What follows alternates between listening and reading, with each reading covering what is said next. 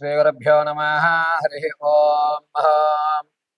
जातवेदसे सुनवाम सोममर्राति यतो निदहति वेदः सनुपरुषति दुर्गाणि विश्वानावेव सिन्धुन्द्रितादग्निः तामग्निवर्णं तपसा ज्वलन्तीं वै रोचनीं कर्मफले जुष्टां दुर्गां देवीगुं शरणमहं प्रपद्ये। ఇంద్రకీలాద్రి మహాదేవమీశ్వరీ నమో నమః.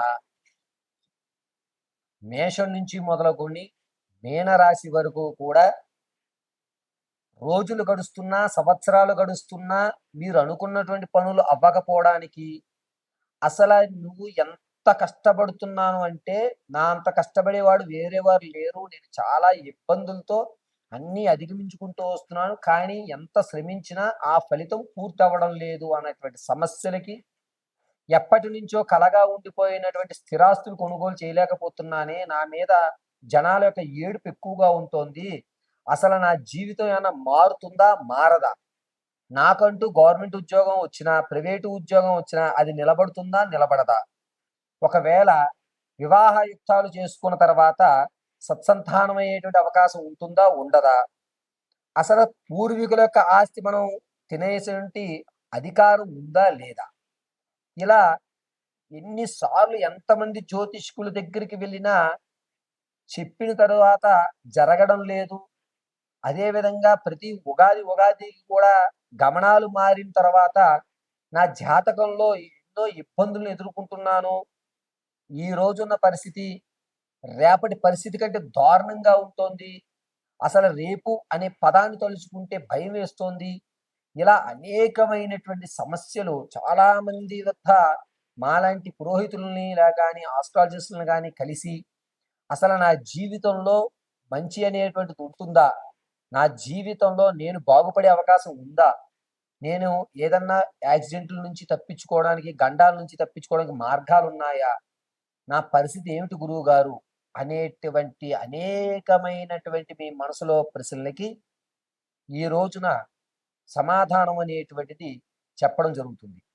అసలు మేషం నుంచి మీనరాశి వరకు కూడా ఏ ఏ సంవత్సరంలో మీకు అదృష్టం కలిసి వచ్చేటువంటి అవకాశం, ఆకస్మికంగా పూర్వీకుల ఆస్తి కానివ్వండి, లేకపోతే మీరు ఎప్పుడో ఇన్వెస్ట్ చేసి మర్చిపోయిన ధనం మళ్ళా మీకు తిరిగి రావడం, లేదా ఒక ఇన్సూరెన్స్ చేయించారు, ఆ కాగితం కనబడలేదు, ఇన్సూరెన్స్ క్లెయిమ్ అయిపోయింది, మీరు ఇప్పుడు కష్టాల్లో ఉన్నారు, ఆ కాగితం మీకు మళ్ళీ ఎప్పుడు కనబడేటువంటి పరిస్థితి, విడిచిపెట్టినటువంటి బంధాలు, నేను తీసుకున్న డెసిషన్ కరెక్టా తప్పా?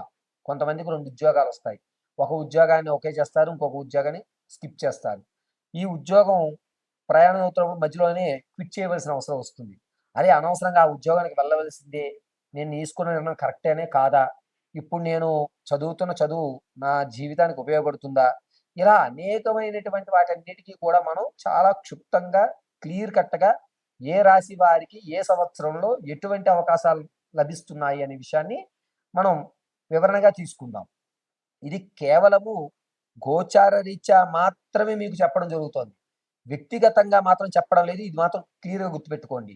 మేషం నుంచి మీనం వరకు కూడా 2030 సంవత్సరం వరకు కూడా ఏ విధమైనటువంటి మార్పులు జరుగుతున్నాయి, మీకు ఎప్పుడు ఏ అవకాశాలు రాబోతున్నాయి అనే విషయాన్ని మనం క్లియర్ కట్‌గా మనం చూసుకుందాం. వృషభ రాశి వారికి ఈ 2026 ఆగస్టు నుంచి 2030 ఆగస్టు వరకు కూడా ఏ విధంగా ఉండబోతోంది అనగా, 2026 సెప్టెంబర్ 8వ తారీఖు నుంచి నవంబర్ 18వ తారీఖు వరకు కూడా నమ్మి మోసపోయి మీ యొక్క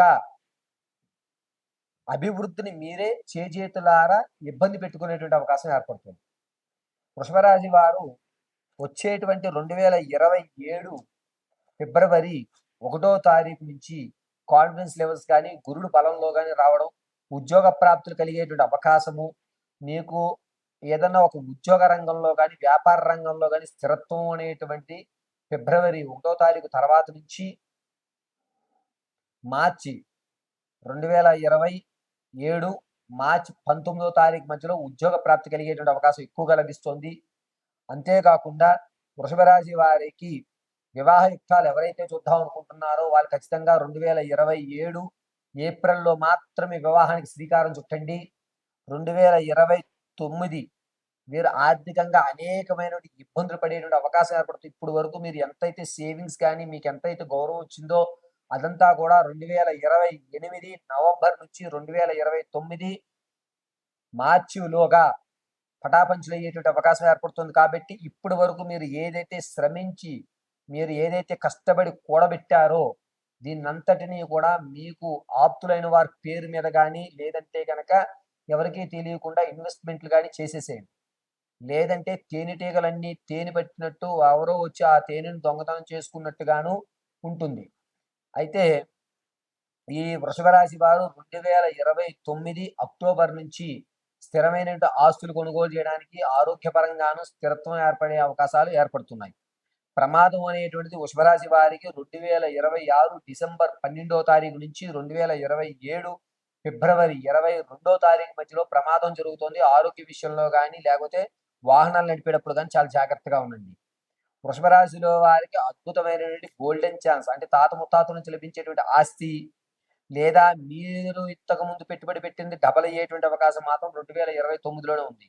మీరు ఇప్పుడు ఏది ఇన్వెస్ట్ చేసినా 2029 ఆగస్టు 21వ తారీఖు నుంచి నవంబర్ మధ్యలో మాత్రం మీరు పెట్టిన పెట్టుబడి డబల్ అయ్యేటువంటి అవకాశం, మీరు ఆర్థికంగా స్థిరత్వం పొందేటువంటి అవకాశం ఏర్పడుతుంది. అప్పులు ఊబి నుంచి అంటారా, మీరు బయటపడడానికి మార్గాలు అనేటువంటివి ఎక్కడా కూడా ఈ 26 సంవత్సరాలు కనబడవు. 2027లో మాత్రం మీకు అక్టోబర్ నుంచి ఆర్థిక ఇబ్బందులు, అప్పులు అనేటువంటి తగ్గేటువంటి అవకాశం ఎక్కువగా గోచరిస్తోంది. అంతేకాకుండా వృషభ రాశి వారికి వివాహం ఎవరైతే చేద్దామని ప్రారంభం చేసుకుంటున్నారో వృషభ రాశి వారు ఓవరాల్‌గా 2027 ఏప్రిల్‌లోనే స్టార్ట్ చేయండి వివాహాలు చూసుకోవడం. అప్పుడైతే గనక మీకు కలిసి వచ్చేటువంటి సూచనగా చెప్పవచ్చు. ఈ 2030వ సంవత్సరం వరకు కూడా వృషభ రాశి వారికి తర్జన భర్జన పడుతూ, కింద మీద పడుతూ తమ జీవితాన్ని కొనసాగిస్తూ ఇబ్బందులు వచ్చినా సరే పర్వాలేదులే అన్నట్టు వ్యవస్థలోనే నడుస్తుంది తప్ప ఎక్కడా కూడా ఒక ఉన్నతమైనటువంటి స్థితిగతులు పొందే అవకాశం చాలా తక్కువగా కనబడుతుంది. వృషభ రాశి నుంచి 2030 ఆగస్టు వరకు కూడా నిత్యము వెంకటేశ్వర స్వామి వారిని గాని, అనంత పద్మనాభ స్వామి వారిని గాని ధ్యానం చేయడము, అనంత పద్మనాభ స్వామి వారి యొక్క వ్రతకల్పాలు చేసుకోవడము చాలా శ్రేష్టం. వృషభ రాశి వారు 2027 సంవత్సరము అందులోనూ ఫిబ్రవరి 11వ తారీఖు తర్వాత వ్యాపారాలు చేయడానికి అనుకూలంగా ఉంటుంది. ఇప్పుడు వరకు మనం మాట్లాడుతున్నటువంటి ఈ ఫలితాలన్నిటినీ కూడాను లగ్నాతు యుక్తం ఆధారంగా మాత్రం మీకు చెప్పాను. గోచార రీత్యా మాత్రమే. ఇది గుర్తుపెట్టుకోవాల్సిందిగా తెలియజేయడం జరుగుతుంది.